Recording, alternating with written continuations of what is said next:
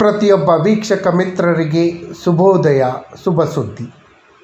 ಸಂಕ್ರಾಂತಿ ಹಬ್ಬದ ಈ ಶುಭ ಸಂದರ್ಭದಲ್ಲಿ ಪ್ರತಿಯೊಬ್ಬ ಕರ್ನಾಟಕ ರಾಜ್ಯ ಸರ್ಕಾರಿ ನೌಕರರು, ಅನುದಾನಿತ ನೌಕರರು, ಗುತ್ತಿಗೆ ನೌಕರರು, ನಿಗಮ ಮಂಡಳಿಯ ನೌಕರರಿಗೆ ಬಂಪರ್ ಗಿಫ್ಟನ್ನು ರಾಜ್ಯ ಸರ್ಕಾರ ಘೋಷಣೆ ಮಾಡಿದೆ. ಸಂಕ್ರಾಂತಿ ಹಬ್ಬದ ಶುಭ ಸಂದರ್ಭದಲ್ಲಿ ನೌಕರರಿಗೆ ನಗದು ಹಣವನ್ನು ಘೋಷಣೆ ಮಾಡಿದೆ. ನೌಕರರ ಕಷ್ಟಗಳಿಗೆ ಸ್ಪಂದಿಸುವಂತಹ ಕೆಲಸವನ್ನು ರಾಜ್ಯ ಸರ್ಕಾರ ಮಾಡಿದೆ. ರಾಜ್ಯ ಸರ್ಕಾರದಿಂದ ಅಧಿಕೃತ ಆದೇಶವನ್ನು ಹೊರಡಿಸಿದೆ. ಈ ಆದೇಶದ ಪ್ರತಿಯನ್ನು ವಿಡಿಯೋದ ಕೊನೆಯಲ್ಲಿ ಹಾಕ್ತೀನಿ. ಪ್ರತಿಯೊಬ್ಬರೂ ಸರ್ಕಾರ ನೀಡಿರುವ ಗಿಫ್ಟನ್ನು ಉಪಯೋಗಿಸಿಕೊಳ್ಳಿ, ಲಾಭವನ್ನು ಪಡ್ಕೊಳ್ಳಿ. ಈ ಗಿಫ್ಟ್ನ ಬಗ್ಗೆ ಹೇಳೋದಕ್ಕಿಂತ ಮುಂಚಿತವಾಗಿ ಯಾರೆಲ್ಲ ಈ ಚಾನಲ್ಗೆ ಸಬ್ಸ್ಕ್ರೈಬ್ ಆಗಿಲ್ಲ, ದಯವಿಟ್ಟು ಕೆಳಗಡೆ ಕಾಣ್ತಾ ಇರೋಂಥ ಸಬ್ಸ್ಕ್ರೈಬ್ ಬಟನನ್ನು ಒತ್ತಿ, ಬೆಲ್ ಐಕನನ್ನು ಕ್ಲಿಕ್ ಮಾಡಿ, ಆಲ್ ಅಂತ ಮಾಡಿ. ನೀವು ಫೇಸ್ ಮಾಡ್ತಾ ಇರೋಂಥ ಎಲ್ಲ ಪ್ರಾಬ್ಲಮ್ಗಳನ್ನು ಲೀಗಲ್ ಆಗಿ ಸಾಲ್ವ್ ಮಾಡ್ಕೊಳ್ಳೋಕ್ಕಿರೋಂಥ ಉತ್ತಮ ವೇದಿಕೆಯಾದ ಸರ್ಕಾರಿ ನೌಕರ ಮಿತ್ರ ಯೂಟ್ಯೂಬ್ ಚಾನಲ್ಗೆ ಸಬ್ಸ್ಕ್ರೈಬ್ ಮಾಡ್ಕೊಳ್ಳಿ. ಸ್ನೇಹಿತರೆ, ಸರ್ಕಾರಿ ನೌಕರರ ಬಹುದಿನಗಳ ಬೇಡಿಕೆ ಈಡೇರಿದೆ ಅಂತಲೇ ಹೇಳ್ಬೋದು. 2026ನೇ ಸಾಲಿನಲ್ಲಿ ರಾಜ್ಯ ಸರ್ಕಾರದಿಂದ ಸರ್ಕಾರಿ ನೌಕರರಿಗೆ ಶುಭ ಸುದ್ದಿ ಸಿಕ್ಕಿದೆ. ಸಂಕ್ರಾಂತಿ ಹಬ್ಬದ ಈ ಶುಭ ಸಂದರ್ಭದಲ್ಲಿ ಸರ್ಕಾರಿ ನೌಕರರಿಗೆ ನಗದು ಹಣವನ್ನು ಘೋಷಣೆ ಮಾಡಿ ಇದರ ಅಧಿಕೃತ ಆದೇಶವನ್ನು ಕೂಡ ರಾಜ್ಯ ಸರ್ಕಾರ ಹೊರಡಿಸಿದೆ. ಕರ್ನಾಟಕ ರಾಜ್ಯ ಸರ್ಕಾರಿ ನೌಕರ ಸಂಘದ ಅಧ್ಯಕ್ಷರಾದ ಸನ್ಮಾನ್ಯ ಶ್ರೀ ಷಡಕ್ಷರಿ ಅವರು ಮಾನ್ಯ ಮುಖ್ಯಮಂತ್ರಿಗಳ ಮೇಲೆ ಒತ್ತಡವನ್ನು ತಂದು ತಕ್ಷಣ ಸಂಕ್ರಾಂತಿ ಹಬ್ಬಕ್ಕೆ ಮುಂಚಿತವಾಗಿ ಆಗಬೇಕು ಅಂತ ಹೇಳಿ ಮನವಿಯನ್ನು ಮಾಡ್ಕೊಂಡಿದ್ರು.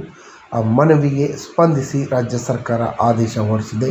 ವಿಡಿಯೋದ ಕೊನೆಯಲ್ಲಿ 7ನೇ ವೇತನ ಆಯೋಗದ ಸೌಲಭ್ಯದ ವಿವರವಾದ ಮಾಹಿತಿಯನ್ನು ತಿಳಿಸ್ತೀನಿ. ಏನು ಅಂತ ನೋಡೋಣ ಬನ್ನಿ. ಕರ್ನಾಟಕ ರಾಜ್ಯದಲ್ಲಿ ಕೆಲಸ ಮಾಡ್ತಿರೋಂಥ ಪ್ರತಿಯೊಬ್ಬ ಸರ್ಕಾರಿ ನೌಕರರಿಗೆ ಸಂಕ್ರಾಂತಿ ಹಬ್ಬದ ಈ ಶುಭ ಸಂದರ್ಭದಲ್ಲಿ ಕರ್ನಾಟಕ ಸರ್ಕಾರ ಒಂದು ಗಿಫ್ಟನ್ನು ನೀಡಿದೆ. ಬಹಳ ದಿನಗಳಿಂದ ನಿರೀಕ್ಷೆ ಮಾಡ್ತಾಯಿದ್ದಂಥ ಗಿಫ್ಟನ್ನು ಕರ್ನಾಟಕ ಸರ್ಕಾರ ನೀಡಿದೆ. 2026ನೇ ಸಾಲಿನ ಅವಧಿಯಲ್ಲಿ ಗಳಿಕೆ ರಜೆ ಎನ್ಕೇಸ್ಮೆಂಟನ್ನು ನಗದೀಕರಣ ಮಾಡ್ಕೊಳ್ಳೋಕ್ಕೆ ಸೌಲಭ್ಯವನ್ನು ಕೊಡೋ ಬಗ್ಗೆ ಕರ್ನಾಟಕ ಸರ್ಕಾರ ತಿಳಿಸಿದೆ. ದಿನಾಂಕ 17/1/2025 ಸರ್ಕಾರಿ ಆದೇಶದಂತೆ 2025ನೇ ಸಾಲಿನ ಅವಧಿಯ ಬ್ಲಾಕ್ ಅವಧಿಯಲ್ಲಿ ಕರ್ನಾಟಕ ನಾಗರಿಕ ಸೇವಾ ನಿಯಮ 118/2/1 ಅನ್ವಯ ಎನ್ಕೇಸ್ಮೆಂಟ್ ಮಾಡ್ಕೊಳ್ಳೋಕ್ಕೆ ಅವಕಾಶವನ್ನು ಮಾಡಿಕೊಟ್ಟಿತ್ತು. ಸದರಿ ಬ್ಲಾಕ್ ಅವಧಿಯಲ್ಲಿ ಅಂದರೆ ದಿನಾಂಕ 31/12/2025 ಮುಕ್ತಾಯಗೊಂಡಿರುವ ಹಿನ್ನೆಲೆಯಲ್ಲಿ 2026ನೇ ಸಾಲಿನಲ್ಲಿ 15 ದಿನಗಳ ಗಳಿಕೆ ರಜೆಯನ್ನು ಅನ್ನು ಎನ್ಕೇಸ್ಮೆಂಟ್ ಮಾಡಿಕೊಂಡು ಅದಕ್ಕೆ ಸಮನಾದ ವೇತನವನ್ನು ಪಡೆಯೋಕ್ಕೆ ಅವಕಾಶವನ್ನು ರಾಜ್ಯ ಸರ್ಕಾರಿ ನೌಕರರಿಗೆ ಹಾಗೂ ಸರ್ಕಾರದಿಂದ ಸಹಾಯಧನವನ್ನು ಪಡೆಯುವ ಅನುದಾನವನ್ನು ಪಡೆಯುವಂಥ ಕರ್ನಾಟಕ ರಾಜ್ಯದ ಅಧೀನದಲ್ಲಿರುವಂಥ ಎಲ್ಲ ಸಂಸ್ಥೆ, ಉದ್ಯಮಗಳು ಹಾಗೂ ನೌಕರರಿಗೆ ಸಂಬಂಧಿಸಿದ ಸಂಸ್ಥೆಗಳಿಗೆ ಉದ್ಯಮದ ಆರ್ಥಿಕ ಸ್ಥಿತಿಮತಿಗಳಿಗೆ ಒಳಪಟ್ಟು ಅವಕಾಶವನ್ನು ಕಲ್ಪಿಸಲು ನಿರ್ಧಾರವನ್ನು ಕೈಗೊಂಡಿದೆ. ಸರ್ಕಾರಿ ಆದೇಶ ಕರ್ನಾಟಕ ಸರ್ಕಾರದ ಆದೇಶ I-11 ಸೇನಿವೆ 2025 ಬೆಂಗಳೂರು ಡೇಟೆಡ್ 12/1/2026 ಈ ಆದೇಶವನ್ನು ಹೊರಡಿಸಿದೆ. 2026ನೇ ಸಾಲಿನಲ್ಲಿ ಬ್ಲಾಕ್ ಅವಧಿಯಲ್ಲಿ ಎಲ್ಲ ವೃಂದದ ಸರ್ಕಾರಿ ನೌಕರರು ಸರ್ಕಾರಿ ಸಹಾಯದಿಂದ ಪಡೆಯುತ್ತಿರುವಂಥ ಕರ್ನಾಟಕ ಸರ್ಕಾರದ ಎಲ್ಲ ಸಂಸ್ಥೆಗಳಿಗೆ ಆರ್ಥಿಕ ಸ್ಥಿತಿಗತಿಯ ಕಂಡೀಷನನ್ನು ಒಳಪಟ್ಟು ಕರ್ನಾಟಕ ನಾಗರಿಕ ಸೇವಾ ನಿಯಮ 118/2/1 ಅನ್ವಯ ಗರಿಷ್ಠ 15 ದಿನಗಳ ಮೀರದಂತೆ ಗಳಿಕೆ ರಜೆಯನ್ನು ನಗದೀಕರಣ ಮಾಡ್ಕೊಳ್ಳೋಕ್ಕೆ ಅವಕಾಶವನ್ನು ರಾಜ್ಯ ಸರ್ಕಾರ ಮಾಡಿಕೊಟ್ಟಿದೆ. ಈ ಸೌಲಭ್ಯ ಏನು ರಾಜ್ಯ ಸರ್ಕಾರ ಕೊಟ್ಟಿರೋಂಥ ಈ ಸೌಲಭ್ಯ 1/1/2026ರಿಂದ 31/12/2026 ಅವಧಿಯವರೆಗೆ ಚಾಲ್ತಿಯಲ್ಲಿರುತ್ತೆ. ಅಂದರೆ 1 ಇಯರು ಇದ್ರ ವ್ಯಾಲಿಡಿಟಿ ಇರುತ್ತೆ. 1 ಇಯರಲ್ಲಿ ಯಾವುದೇ ತಿಂಗಳಲ್ಲಿ ನೀವು ಎನ್ಕ್ಯಾಶ್ಮೆಂಟ್ ಮಾಡ್ಕೊಳ್ಳೋಕ್ಕೆ ಅವಕಾಶ ಇದೆ.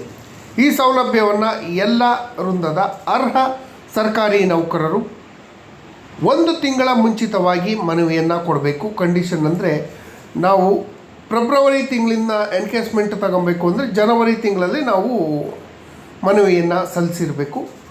1 ತಿಂಗಳ ಮುಂಚಿತವಾಗಿ ಮನವಿ ಸಲ್ಲಿಸಿದರೆ ಯಾವುದೇ ತಿಂಗಳಲ್ಲಿ ಜನವರಿ ಟು ಡಿಸೆಂಬರ್ ತಿಂಗಳಲ್ಲಿ 15 ದಿನಗಳ ಗಳಿಕೆ ರಜೆ ನಗದೀಕರಣ ಸೌಲಭ್ಯವನ್ನು ಪಡ್ಕೊಳ್ಳೋಕ್ಕೆ ಅವಕಾಶ ಇದೆ.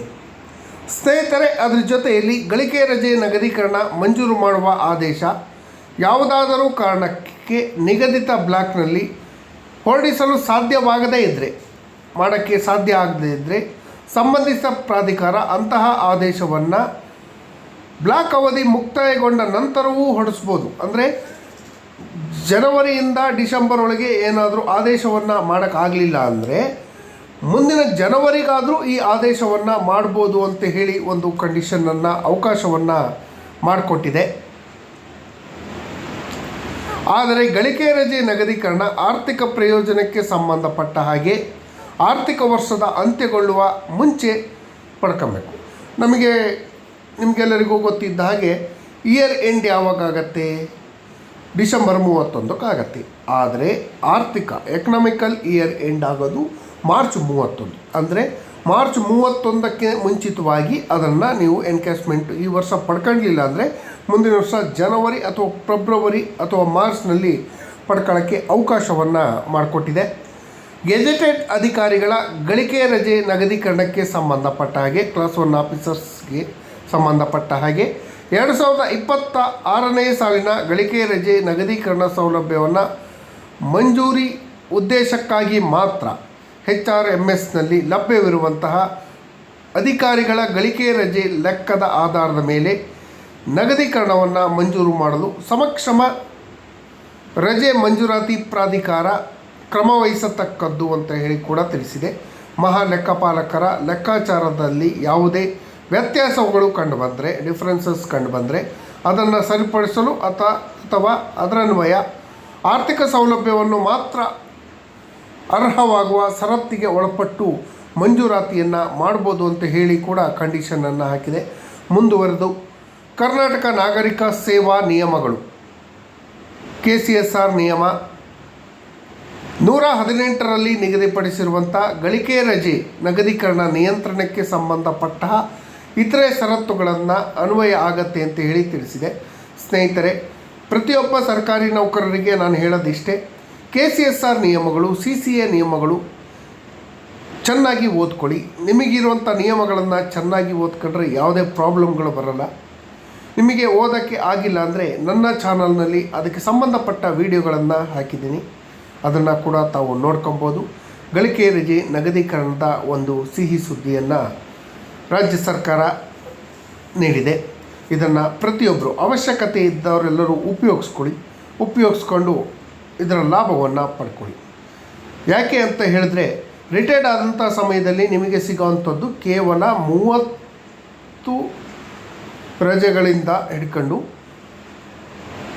300 ರಜೆ, ಗರಿಷ್ಠ 300 ರಜೆಗೆ ಮಾತ್ರ ನೀವು ಸಂಬಳವನ್ನು ಪಡ್ಕೊಬೋದು. ಪ್ರತಿ ತಿಂಗಳು ನಿಮಗೆ 30 ರಜೆಗಳು, ಪ್ರತಿ ವರ್ಷ 30 EL ಸಿಗತ್ತೆ. 30 × 10 ಅಂದರೆ 10 ವರ್ಷಕ್ಕೆಲ್ಲ ನಿಮ್ಮದು 300 ರಜೆ ಕ್ರಾಸ್ ಆಗುತ್ತೆ. ಇನ್ನು ಉಳಿದಂಥ 20 ವರ್ಷದ ಏನು ಮಾಡೋದು? ಈ ರೀತಿ ಎನ್ಕ್ಯಾಶ್ಮೆಂಟನ್ನು ತಗೊಬೋದು. ನಮ್ಮ ಅಗತ್ಯಕ್ಕೆ ತಕ್ಕಂತೆಯೇ ರಜೆ ಹೋಗೋಕ್ಕೆ ಕೂಡ ಅವಕಾಶವನ್ನು ಮಾಡಿಕೊಡುತ್ತೆ. KCSR ನಿಯಮ ಹಾಗೂ ಇತರೆ ನಿಯಮಗಳಿಗೆ ಸಂಬಂಧಪಟ್ಟ ವಿಡಿಯೋಗಳು ಈ ಚಾನಲ್ನಲ್ಲಿದೆ. ನಿಮ್ಮ ಎಲ್ಲ ಸಮಸ್ಯೆಗಳಿಗೆ ಸ್ಪಂದಿಸುವಂಥ ಕೆಲಸವನ್ನು ಮಾಡ್ತೀವಿ. ಈ ಆದೇಶವನ್ನು ರಾಜ್ಯಪಾಲರ ಆದೇಶದ ಅನ್ವಯ ಅವರ ಹೆಸರಿನಲ್ಲಿ ಅಜಯ್ S. ಕೊರಡೆ, ಸರ್ಕಾರದ ಅಧೀನ ಕಾರ್ಯದರ್ಶಿಗಳು, ಆರ್ಥಿಕ ಇಲಾಖೆಯವರು ಹೊರಡಿಸಿದರೆ ಕರ್ನಾಟಕ ರಾಜ್ಯ ಸರ್ಕಾರಿ ನೌಕರ ಸಂಘ ಒತ್ತಾಯದ ಮೇರೆಗೆ ಸರ್ಕಾರ ಮಾಡಿದೆ. ಹಾಗಾಗಿ ಸರ್ಕಾರಿ ನೌಕರ ಸಂಘದ ಅಧ್ಯಕ್ಷರಿಗೆ, ಪದಾಧಿಕಾರಿಗಳಿಗೆ ಒಂದು ಮನವಿ ಹಾಗೂ ಧನ್ಯವಾದಗಳನ್ನು ತಿಳಿಸ್ತೀನಿ. ಅದೇ ರೀತಿ 7ನೇ ವೇತನ ಆಯೋಗದ ಉಳಿದ ಎಲ್ಲ ಶಿಫಾರಸುಗಳ ಜಾರಿಗೂ ಕೂಡ ಸರ್ಕಾರಿ ನೌಕರ ಸಂಘ ಪ್ರಯತ್ನಿಸಬೇಕು ಅಂತ ಹೇಳಿ ಸರ್ಕಾರಿ ನೌಕರ ಸಂಘದಲ್ಲಿ ಮನವಿ ಮಾಡ್ಕೊಳ್ತೀವಿ.